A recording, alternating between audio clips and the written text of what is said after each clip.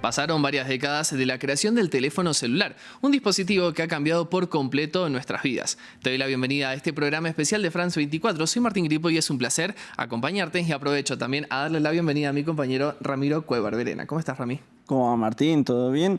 Desde aquel primer teléfono móvil creado por la compañía Motorola en la década de 1970, la evolución de los celulares fue tecnológica y cultural en este cuarto de siglo, y para hacer un repaso sobre este avance te propongo ver el siguiente informe de Janet Bustamante.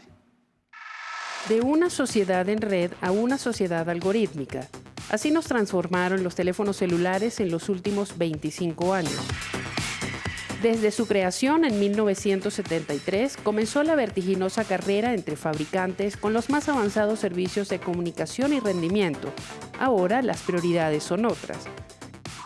Antes, las llamadas y los mensajes de texto eran lo importante, sin una gran pantalla y ni siquiera colores. Los modelos que garantizaban la máxima cobertura en redes y una larga duración de la batería eran los más buscados. Hasta 2001, cuando las redes de telefonía dieron el salto a la transmisión de datos móviles de Internet, la llamada y el SMS fueron sustituidos paulatinamente por los mensajes multimedia.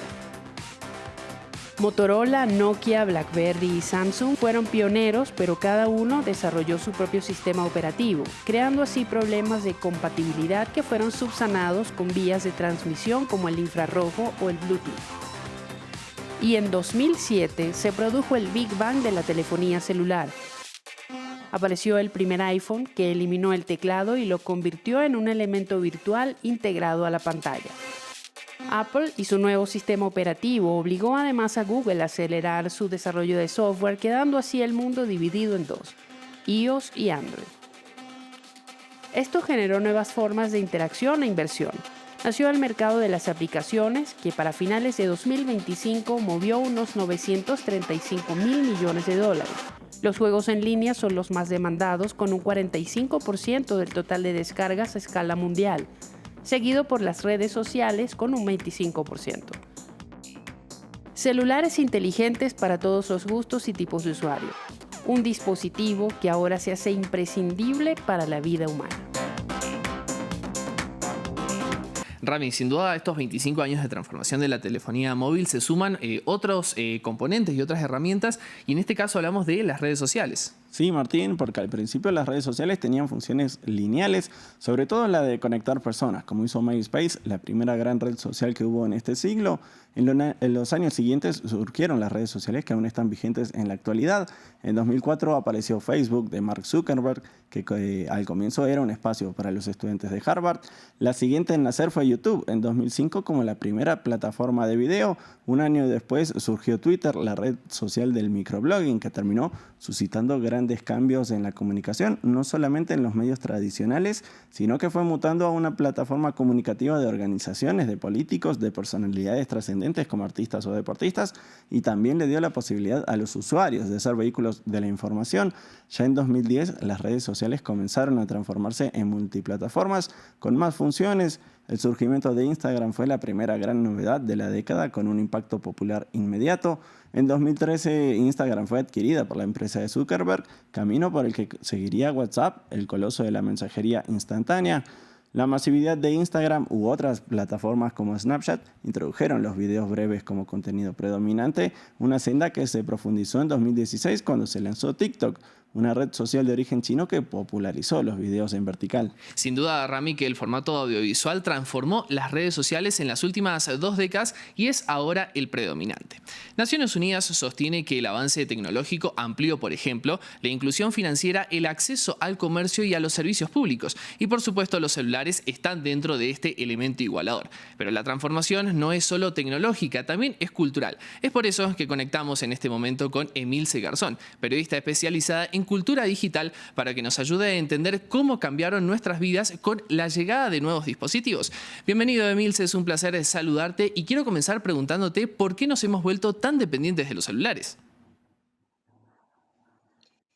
Bueno, recordemos que los celulares como los conocemos ahora no son iguales que fines de los 80, principios de los 90, donde estos dispositivos servían para un grupo específico, quizás ejecutivos, que lo que usaban eran mensajes de texto, en el mejor de los casos, llamadas, telefónicas y a lo largo del tiempo se convirtió en el smartphone que tenemos ahora. Eso hizo que el celular pase a ser el ordenador, pase a ser la computadora personal y que ahí incluso las microtareas que hoy son mandar un mensaje para cerrar algún tipo de operación o contactarnos fácilmente con algún familiar está en el celular y también tenemos, por ejemplo, esto que son llamadas, videollamadas, capturas de pantalla, videos, aplicaciones que también tienen sus características como para hacer que pasemos más tiempo en ellas, en las aplicaciones que están en los dispositivos y esto también por supuesto que se modifica profundamente con Internet y la conexión de los dispositivos a Internet. Los celulares antes se asociaban a los jóvenes, público por excelencia de los fabricantes. ¿Cómo han logrado que ahora este aparato sea transversal a todas las generaciones? Bueno, como te decía antes, los dispositivos antes tenían una función muy específica, pocas funciones, y que después pasaron a ser incluso, más allá de toda esta conectividad, son como un producto hasta aspiracional. No sé si se acuerdan, por ejemplo, cuando apareció el Nokia 1100, que fue mucho más barato y que era irrompible, pero también aparecía el Motorola V3, que mucha gente quería empezar a tenerlo, que tenía camarita y que era también a color. Entonces pasó a ser un producto de deseo social. Además de eso, empezaron a aparecer unas formas en las que las personas se comunicaban de manera diferente, que no era solamente llamando por teléfono, sino como una forma de interacción social que sucede online. Entonces los dispositivos pasan a ser un producto de solamente comunicarse por llamado a suceder todo en el dispositivo. Eso hizo que las distintas generaciones empiecen a utilizarlo a su momento de distintas maneras. Pero hoy particularmente vemos que los jóvenes lo necesitan sí o sí para estar en contacto, mientras que antes el contacto era físico o un llamado telefónico y que se prescindía porque no existía esta forma de contactación por medio de las redes sociales. Entonces hoy además a pasar todo por el mundo de la red social hace que estemos más tiempo y que todas las generaciones empiecen a estar ahí porque si estás fuera de esos espacios pareciera que no existís. Así que fue también un mix con productividad y objeto de deseo, en eso se convirtió el dispositivo.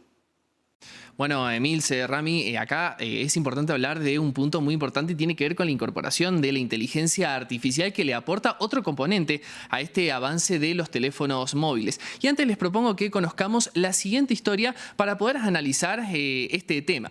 En Japón, la cuna del anime, una joven decidió casarse con una inteligencia artificial, siguiendo consejos de ChatGPT, tras una relación humana que no prosperó, en un país donde los jóvenes han demostrado una devoción extrema por personajes ficticios y los avances en la inteligencia artificial, que les permite construir vínculos con altos niveles de intimidad. Escuchemos.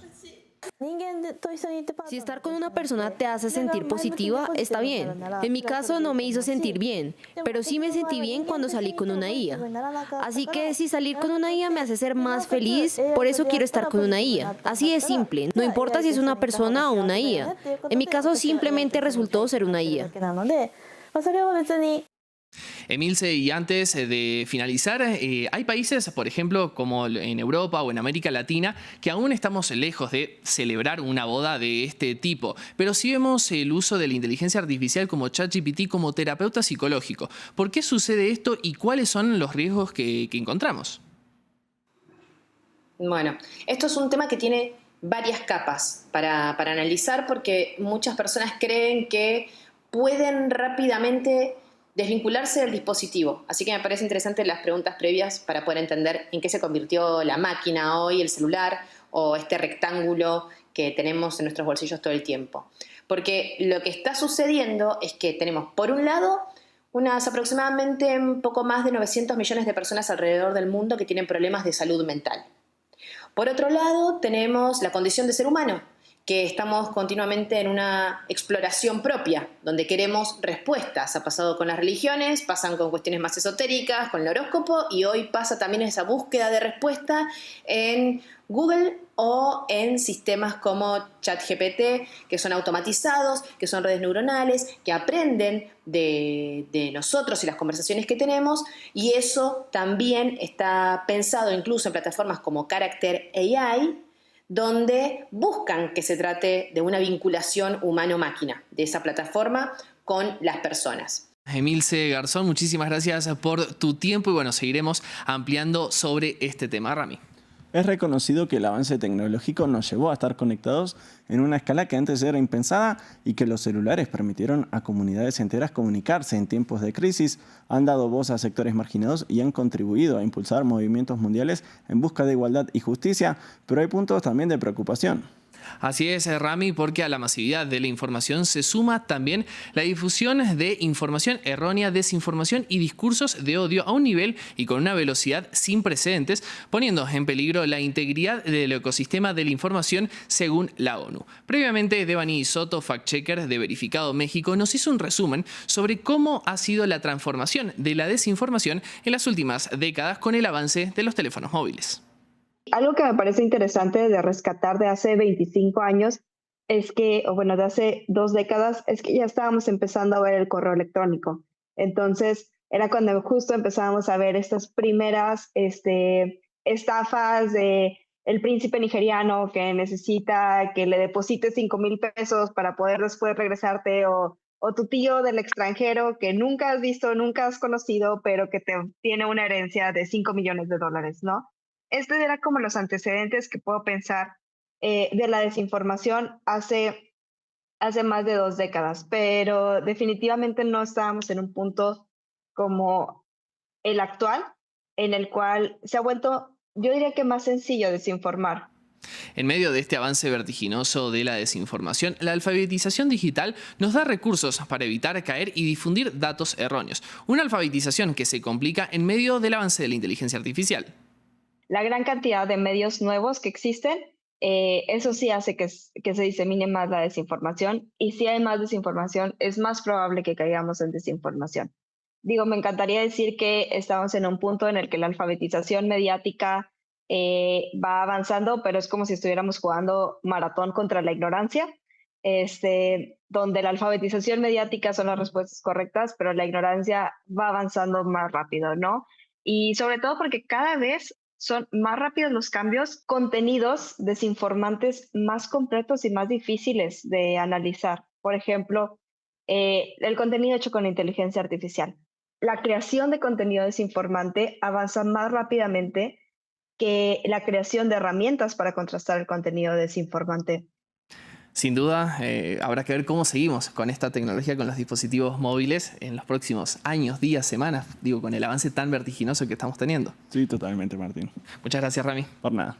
Y gracias a ustedes por estar del otro lado. La invitación para que sigan aquí con nosotros en France 24 y en France24.com.